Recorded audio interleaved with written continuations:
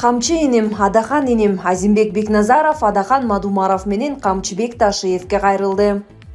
Кыргыз өлкөсүнүн Малайзиядагы элчиси Азимбек Бекназаров видео кайрылуу жасады. Кайрылуусунда элчи Малайзиядан атайын Адахан Мадумаровго каршы көрсөтмө берүү үчүн келген деген ушактар чыгып жатканын айтып, УКМК башчысы Камчыбек Ташиевке жана Жогорку кеңештин депутаты Адахан Мадумаровго кайрылды.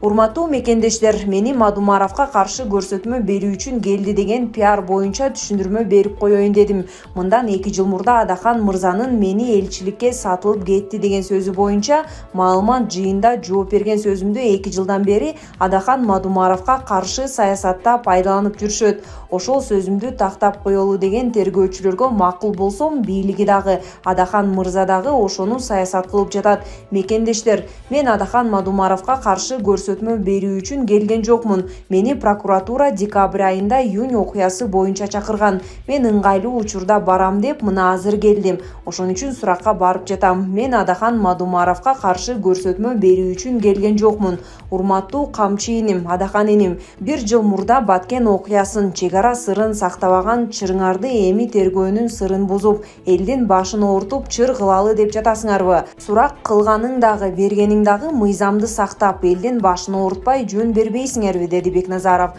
Азимбек Бекназаров 17 январда башкы прокуратурага суракка чакыртылган. Булак супер чекиткейжи. Президент элди адаштырып жатат. Бүтүн Кыргызстан Мадумаровду коргоп кайрылуу жасады.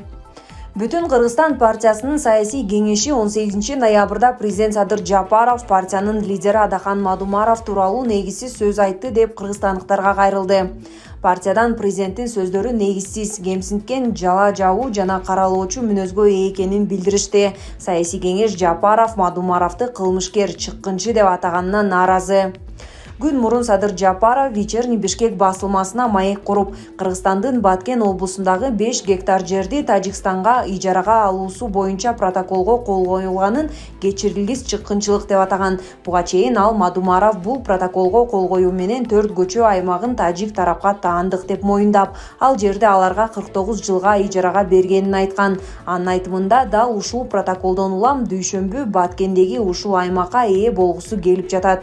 Мамлекеттин биринчи адамынын бул билдирүүсү Адахан Мадумаровдун Кыргызстандын жараны катары, Жогорку кеңешинин депутаты жана Бүтүн Кыргызстан саясий партиясынын лидери катары да укуктарын одоно түрдө бузууда, деп айтылат саясий кеңештин кайрылуусунда. Ошондой эле партиядагылар президент эгер тергөөгө албай койсо жашырганы үчүн өздөрү жооп беришет деп айтуу менен укук коргоо органдарына так тапшырма берди деп эсептешет. Партиянын саясий кеңеши Жапаров бул айткандары менен өзүн мамлекеттик айыптоочу жана судья катары да көрсөттү деп белгиледи. Президенттин мындай билдирүүлөрү жана көрсөтмөлөрү мамлекетибизге жана элибизге чоң зыян алып келип, анын бүтүндүгүнө жана туруктуулугуна шек келтирет деп билдиришти партиядагылар. Мындан тышкары саясий кеңеш Жапаров кыргызстандыктарды адаштырып жатат деп кошумчалады. Партиядагылар Мадумаровду кол койгон деп айыптап жатышкан протокол сунуштоочу гана мүнөзгө ээ экенин, ошого байланыштуу Жогорку кеңештин ратификациясына дагы жөнөтүлбөгөнүн белгилешти. Саясий кеңеш протоколдун көчүрмөсүн жарыялап, анда маселени кароо жана чечим кабыл алуу тиешелүү мамлекеттин жана ар бир мамлекеттин өкмөттөр аралык комиссиялары жана алардын сунушталган кызматтары менен ар бир мамлекеттин иштеп жаткан мыйзамдарына ылайык ишке ашырылышы керек деп жазылганын көрсөттү. Партия документте жерди түздөн-түз өткөрүп берүү тууралуу көрсөтмө жок экенин да баса белгиледи. Мурдараак Мадумаров бул документке кол коюу туура чечим болгонун айтып, протокол Жогорку кеңеш тарабынан жактырылган эместигин жана анын эч кандай юридикалык күчү жоктугун белгилеген. Мындан тышкары депутат Жапаровдун интервьюсун сынга алып, адамдын күнөөсү бар жогун сот гана аныктайт деп билдирген. Булак Клоп Чекит Азия. Эдил Байсалов: Кыргызстанда камалбаган деле саясатчы калбаса керек. Учурда парламенттин жалпы жыйынында санариптик өнүктүрүү министрлик орунга Талантбек Имановдун талапкерлиги каралып жатат. Жогорку кеңештин депутаты Улукбек Ормонов Талантбек Имановго кылмыш иши козголгондугу бул факт. Улан заводу боюнча кылмыш иши козголгон. Бул кылмыш иши жабылдыбы, эмне болду деп суроо узатты.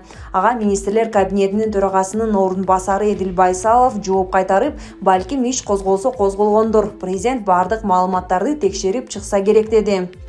Азыркы учурда Кыргызстанда камалбаган деле саясатчы калбаса керек. Мамлекет башчысы баш болуп, көбүбүз соттолгонбуз. Бул нерсе оңой болуп калган да бизде. Ошондуктан бул биздин жаш талапкердин дарегине бир ай камалып чыккансың деген өтө эле шектер айтылып жатат. Бул эми калп, мындай болгон эмес да. Өзү да айтып жатат, козголгон эмес деп. Болсо болгондур балким, күнөөлүү деп табылбагандан кийин президент тарабынан ишеним көрсөтүлүп жатат. Учурда жоопкерчиликтин баары президентибиздин мойнунда. Ал дагы таразалап көргөндүр. Менимче талапкер бардык текшерүүдөн өткөн. Ошондуктан Талантбек Имановдун талапкерлигине ишеним көрсөтүүнү чын жүрөктөн суранабыз, деди Байсалов. Жогорку кеңештин тармактык 2 комитети санариптик өнүктүрүү министрлик орунга Талантбек Имановдун талапкерлигин жактырган. Бүгүн жалпы жыйында каралып жатат. Булак репортер Чекиткейжи. Орок жаңы конушунда белгисиз курт-кумурскалар пайда болуп, тургундарды чочулатууда.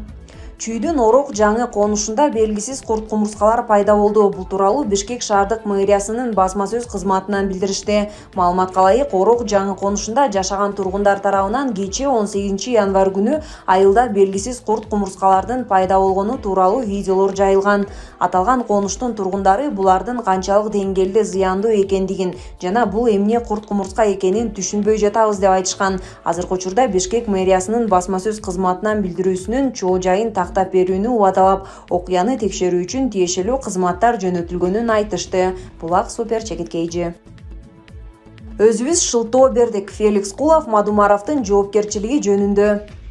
Баткен облусундагы жерлерди өткөрүп берүү боюнча кылмыш ишин иликтөө кайра жандандырылды. Жоопкерчиликке Адахан Мадумаров тартылышы мүмкүн. Анын катыштыгы тууралуу бул жерден кененирээк окусаңар болот. Саясатчы Феликс Кулов Тажикстан менен чектеш жерлер жана Мадумаровдун жоопкерчилиги тууралуу жеке пикирин социалдык тармактагы баракчасына жазган. 2009-жылы Ош Баткен Исфана жолу салынып жаткан учурда көпүрө куруу үчүн кыргыз-тажик чек арасындагы такталбаган талаш жер тилкесинин 275 метр жерди 49 жылга арендага алуу чечими кабыл алынган. Протоколго ошол кездеги коопсуздук кеңешинин катчысы Адахан Мадумаров тажик тараптан кесиптеши колдорун коюшкан. Эми ошол документке шылтап тажик тарап ал жер тилкени өздүк деп эсептеп, кыргыз тарап ижарага алгандыктан колдонуп жатат дейт. Президент Садыр Жапаров Тажик Республикасынын жетекчилиги менен жолугушуу учурунда Адахан Мадумаровдун кол коюу укугу жок болчу. Бул протокол жараксыз, биздин тарап аны тааныбайт деп билдирип, Төрткөчү аймагы боюнча маселени кайрадан карап чыгууну талап кылды. Анткени эки өлкөнүн ортосундагы делимитация, демаркация маселелери өкмөттүн, парламенттин, президенттердин ортосунда гана жүрөт. Мадумаров ал кезде болгону коопсуздук кеңешинин катчысы болчу. Ага делимитация, демаркация маселелери кол коюуга укугун эч ким берген эмес деп айткан. Булак Кактус Чекиткейжи. Жанар Акаевка операция жасалды. Жогорку кеңештин депутаты Жанар Акаевка операция жасалды. Бул туурасында Супер KG порталына өздүк булактар билдиришти. Жанар Акаевдин бел омурткасындагы грыжага операция жасалды. Учурда анын абалы канааттандырарлык, деди жакындары. Белгилей кетсек, Жанар Акаев Жогорку кеңештин эл аралык иштер, коргоо, коопсуздук жана миграция боюнча комитетинин төрагасы. Булак Супер Чекиткейжи.